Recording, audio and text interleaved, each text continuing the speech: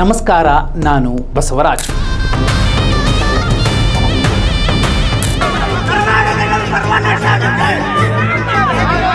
ಸಂಪುಟ ವಿಸ್ತರಣೆ ಪಕ್ಕಾ ಆಯಿತು.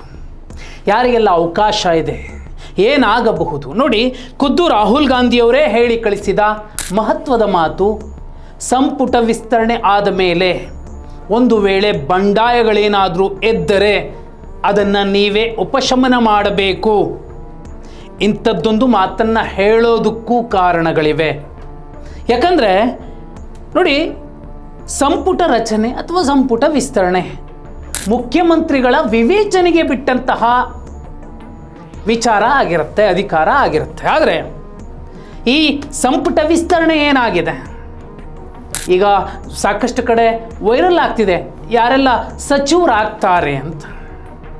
ಆ ಪಟ್ಟಿಯನ್ನು ಸಿದ್ಧಪಡಿಸುವಲ್ಲಿ ಸಿದ್ದರಾಮಯ್ಯ ಅವರ ಬಣದ ಶಿಫಾರಸುಗಳನ್ನು ಸ್ವೀಕರಿಸಿ ಅದಕ್ಕೆ ಅನುಮೋದನೆ ಕೊಟ್ಟು ಮನ್ನಣೆ ಕೊಟ್ಟರು, ಡಿ ಕೆ ಶಿವಕುಮಾರ್ ಅವರ ಶಿಫಾರಸುಗಳಿಗೆ ಅನುಮೋದನೆ ಕೊಟ್ಟು ಅದನ್ನು ಕಾರ್ಯರೂಪಕ್ಕೆ ತಂದರು, ಅಥವಾ KPCC ಅಧ್ಯಕ್ಷರ ಮಲ್ಲಿಕಾರ್ಜುನ್ ಖರ್ಗೆ ಅವರ ಶಿಫಾರಸುಗಳೇನಿದ್ವು ಅವುಗಳಿಗೆ ಮನ್ನಣೆ ಸಿಕ್ಕಿದೆಯೋ ಅನ್ನೋದನ್ನು ನೋಡಿದ್ರೆ ಅತ್ಯಂತ ಸ್ಪಷ್ಟವಾಗಿ ಹೇಳಬಹುದಾದ ಎರಡು ಹೆಸರು ಈ ಸಲ ಹೈಕಮಾಂಡ್ ಕರ್ನಾಟಕದವರಲ್ಲದ ಇಬ್ಬರ ಮಹತ್ವದ ಮಾಹಿತಿಗಳನ್ನು, ರಿಪೋರ್ಟ್ಗಳನ್ನು ಪಡೆಯುವ ಮೂಲಕ ಈ ಸಂಪುಟ ವಿಸ್ತರಣೆಯ ಪಟ್ಟಿಯನ್ನು ಸಿದ್ಧಪಡಿಸಿದಂತೆ ಕಾಣ್ತಿದೆ. ಅದರ ಅರ್ಥ ಯಾರೋ ತಮಿಳಿಗನೊಬ್ಬ ಸೂಪರ್ CM ರೀತಿಯಲ್ಲಿ ಇಲ್ಲಿ ಇಂತಿಂಥವ್ರಿಗೆ ಅವಕಾಶ ಕೊಟ್ಟರೆ ಒಳ್ಳೆಯದಾಗುತ್ತೆ ಅನ್ನುವಂತಹ ಶಿಫಾರಸನ್ನು ಕೊಟ್ಟರು. ಆ ಕಾರಣಕ್ಕೋಸ್ಕರ ಈ ಪಟ್ಟಿ ಸಿದ್ಧಗೊಂಡಿದೆಯಾ ನೋಡಿ. ಇಡೀ ಪಟ್ಟಿ ನೋಡಿದ್ರೆ ಡಿ ಕೆ ಶಿವಕುಮಾರ್ ಅವರು ಬಯಸಿದ ಒಂದೇ ಒಂದು ಹೆಸರಿದೆ, ಅದು ಮಾಗಡಿ ಬಾಲಕೃಷ್ಣ ಅವರು. ಒಂದು ವೇಳೆ ಎತ್ತಿದ್ದಿದ್ರೆ ಲಕ್ಷ್ಮೀ ಹೆಬ್ಬಾಳ್ಕರ್ ಅವರ ಹೆಸರು ಇರಬೇಕಿತ್ತು, ಹ್ಯಾರಿಸ್ ಅವರ ಹೆಸರು ಇರಬೇಕಿತ್ತು. ಈ ಥರ ದೊಡ್ಡ ಪಟ್ಟಿ ಇದೆ. ಶರತ್ ಬಚ್ಚೇಗೌಡರ ಹೆಸರು ಇರಬೇಕಿತ್ತು, ನಯನ ಮೋಟಮ್ಮ ಹೆಸರು ಇರಬೇಕಿತ್ತು, ಯಾರ್ದು ಇಲ್ಲ. ಹಾಗಿದ್ರೆ ಆ ತಮಿಳಿಗ ಯಾರು ನೋಡಿ. ರಾಜಕೀಯ ತಂತ್ರಗಾರಿಕೆಯ ಮೂಲಕ ಹೆಸರು ಮಾಡಿದ್ದಂತಹ ಇಬ್ಬರು, ಒಬ್ಬರು ಸುನೀಲ್ ಕನ್ನುಗೋಲು, ಅವರಿಂದ ರಿಪೋರ್ಟ್ ತರಿಸ್ಕೊಂಡಿದ್ದಾರೆ, ಅವರ ಮಾತಿಗೆ ಮನ್ನಣೆ ಸಿಕ್ಕಿದೆ ಈ ಸಲ. ಮತ್ತೊಬ್ಬರು ತಮಿಳುನಾಡಿನ ಸಂಸದ ಸಸಿಕಾಂತ್ ಸೆಂದಿಲ್ ಅವರು ಕೊಟ್ಟಂತಹ ರಿಪೋರ್ಟನ್ನು ಆಧರಿಸಿ ಈ ಪಟ್ಟಿ ಸಿದ್ಧಗೊಂಡಿದೆ ಅನ್ನೋದನ್ನ ಕೆಲ ಮಾಧ್ಯಮಗಳು ತಮ್ಮ ವಿಶ್ಲೇಷಣೆಗಳಲ್ಲಿ ದಾಖಲಿಸಿದ್ದಾವೆ. ಆದರೆ ಬಂಡಾಯ ಹೇಳುತ್ತೆ, ಬಂಡಾಯ ಏರ್ಪಾಡುತ್ತೆ ನೋಡಿ. ಈಗಾಗಲೇ ಜಮೀರ್ ಅಹ್ಮದ್ ಖಾನ್ ಅವರ ಹೆಸರು ಪಕ್ಕಾ ಆಗಿದೆ, ಪ್ರಮಾಣವಚನ ಸ್ವೀಕರಿಸ್ತಾರೆ. ತನ್ವೀರ್ ಸೇಠ್ ಅವರು ಈಗಾಗಲೇ ಸ್ಫೋಟಗೊಂಡಿದ್ದಾರೆ. ನನಗೊಂದು ಅವಕಾಶ ಸಿಗುತ್ತೆ ಅಂದ್ಕೊಂಡಿದ್ದೆ. ರಾಜಣ್ಣ ಅವರು ಬರೀ ರಾಹುಲ್ ಗಾಂಧಿ ಅವರ ಹೆಸರು ಹೇಳಿದ್ದಕ್ಕೇನೆ ಅವರ ಖಾತೆ ಹೋಯಿತು, ಅವ್ರ ಮಿನಿಸ್ಟರ್ಶಿಪ್ ಹೋಯಿತು. ಆದರೆ ಪಕ್ಷ ವಿರೋಧಿ ಕೆಲಸ ಮಾಡಿದಂಥವ್ರಿಗೆ ಮತ್ತೆ ಮಣೆ ಹಾಕ್ತಾರೆ ಅಂದರೆ ನಾವು ಪ್ರಾಮಾಣಿಕ ದುಡ್ದವ್ರು ಏನಾಗಬೇಕು ಪ್ರಶ್ನೆ ಎತ್ತಿದ್ದಾರೆ. ಅಷ್ಟೇ ಅಲ್ಲ, ರಾಜಣ್ಣ ಅವ್ರಿಗೆ ಯಾಕೆ ಸಿಗಲ್ಲ ಮತ್ತು ಕೆಲವ್ರಿಗೆ ಯಾಕೆ ಸಿಗತ್ತೆ ಅನ್ನುವ ಪ್ರತಿಪಾದನೆಯನ್ನೂ ಕೂಡ ಮಾಡಿದ್ದಾರೆ. ಪಾಪ ಡಿ ಕೆ ಶಿವಕುಮಾರ್ ಅವರು CM ಆಗಬೇಕು ಅಂತ ಸುಮಾರು 30 ಶಾಸಕರ ದಂಡು, ಅದರಲ್ಲಿ 13 ಜನ ಮಾತ್ರ ಅಲ್ಲಿ ಹಾಜರಿದ್ದಿತ್ತು. ಅವರೆಲ್ಲ ದೆಹಲಿಯ ಹೋಟೆಲ್ಗಳಲ್ಲಿ ಕೂತು ಪ್ರತಿಪಾದನೆ ಮಾಡಿದರು.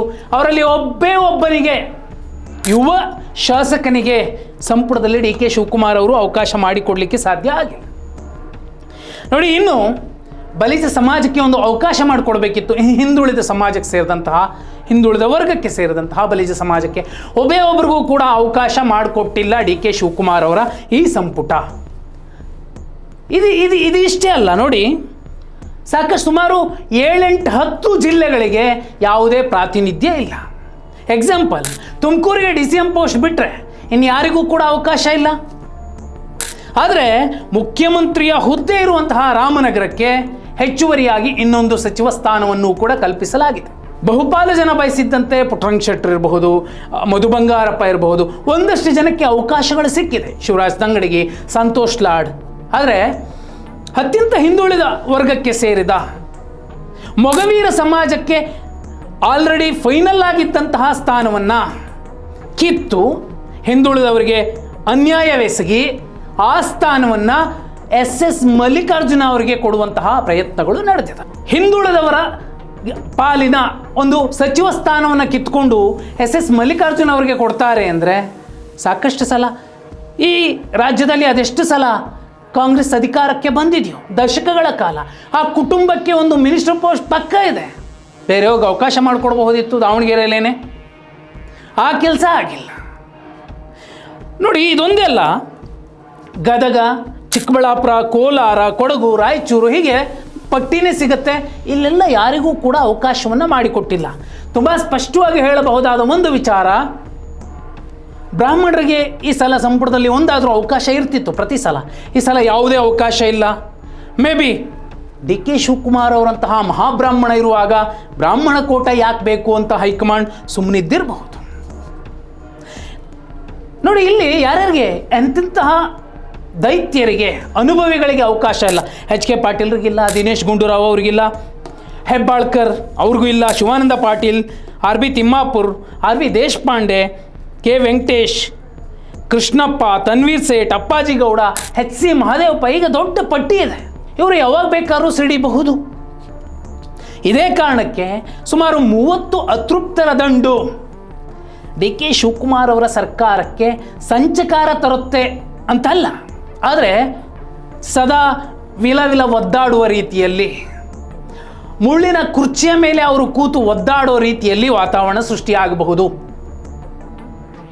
ಲಕ್ಷ್ಮಣ ಸವದಿಯವರಿಗೆ ಅವಕಾಶ ಕೊಡದೇ ಹೋಗಿದ್ದಿದ್ರೆ ರಾಜೀನಾಮೆಗಳ ಪರ್ವವೂ ಕೂಡ ಪಕ್ಕ ಆಗ್ತಿತ್ತು. ಆದರೆ ಲಕ್ಷ್ಮಣ ಸವದಿ ಅವರಿಗೆ ಅವಕಾಶ ಸಿಕ್ಕಿದೆ. ಇನ್ನು ಡಿ ಸಿ ಎಂಗಳ ಸೃಷ್ಟಿ ಹುದ್ದೆ ಇರುತ್ತೆ, ಕನ್ಫರ್ಮ್ ಆಗಬೇಕು. ಯಾಕಂದರೆ ಈಗ ಸಂಪುಟ ವಿಸ್ತರಣೆ ಅನ್ನುವಂತಹ ಮಹಾಸ್ಫೋಟದ ಬಳಿಕ ಹೊಗೆ ಆಡ್ತಿದೆ. ಧಗಧಗಿಸುವಂತಹ ನಾಯಕತ್ವದ ವಿಚಾರಗಳು ಬೀದಿಗೆ ಬರ್ತವೆ.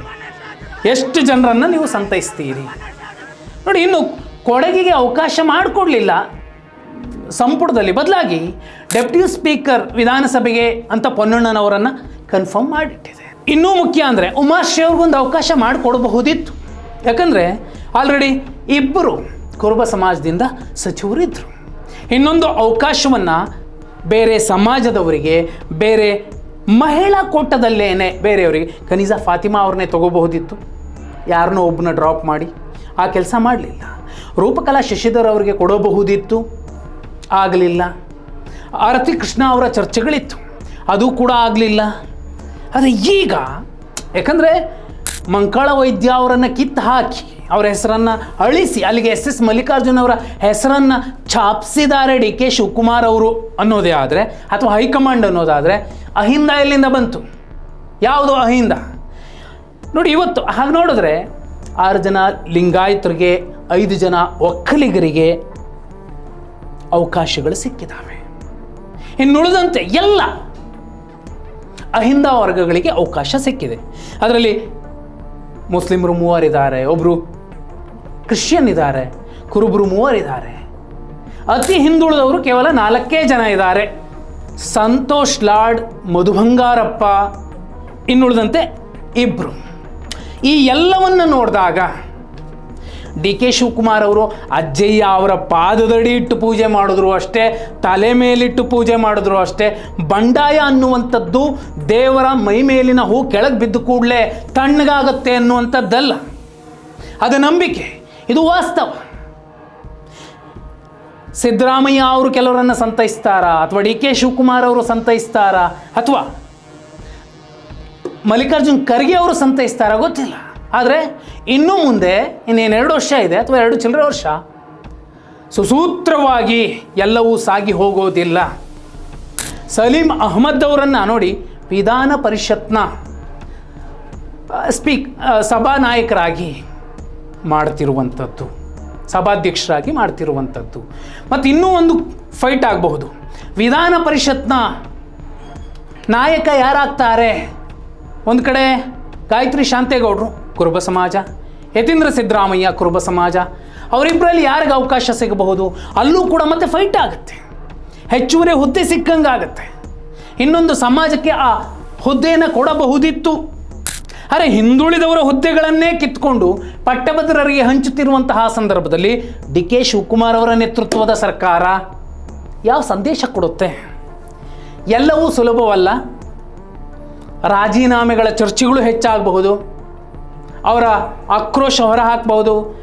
ಉತ್ತರ ಕರ್ನಾಟಕದಿಂದ ದಕ್ಷಿಣ ಕರ್ನಾಟಕದ ತನಕ ಬಹುಪಾಲು ಕಡೆ ಈಗ ಅವರ ಬೆಂಬಲಿಗರು ಆಕ್ರೋಶ ಹೊರಹಾಕ್ತಿದ್ದಾರೆ. ರಾಜೀನಾಮೆ ಕೊಡ್ರಿ, ಪೋಸ್ಟ್ಗೆ ಯಾಕೆ ಬೇಕು, ನಾವಿದ್ದೀವಿ ನಿಮ್ಮ ಜೊತೆಲಿ ಅಂತ ಬೆಂಬಲಿಗರು ಕೂಗಿ ಕೂಗಿ ಹೇಳುವಂತಹ ಧ್ವನಿ ಮಾರ್ಧನಿಸ್ತಿದೆ. ಸಂಪುಟ ವಿಸ್ತರಣೆಯ ಮಹಾಸ್ಫೋಟ ನಿಜಕ್ಕೂ ಡಿ ಕೆ ಶಿವಕುಮಾರ್ ಅವರನ್ನು 3ನೇ ಮಹಡಿಯಲ್ಲಿ ನೆಮ್ಮದಿಯಾಗಿ ಕಾಲ್ಮೇಲೆ ಕಾಲು ಹಾಕ್ಕೊಂಡು ಕೂತು ರಾಜ್ಯಭಾರ ಮಾಡುವ ರೀತಿಯಲ್ಲಿ ಇರಿಸೋದಿಲ್ಲ. ನೀವೇನಂತೀರಿ? ಬೇರೆ ಯಾರಿಗೆಲ್ಲ ಅವಕಾಶಗಳು ಸಿಗಬೇಕಾಗಿತ್ತು? ಕಮೆಂಟ್ ಮಾಡಿ.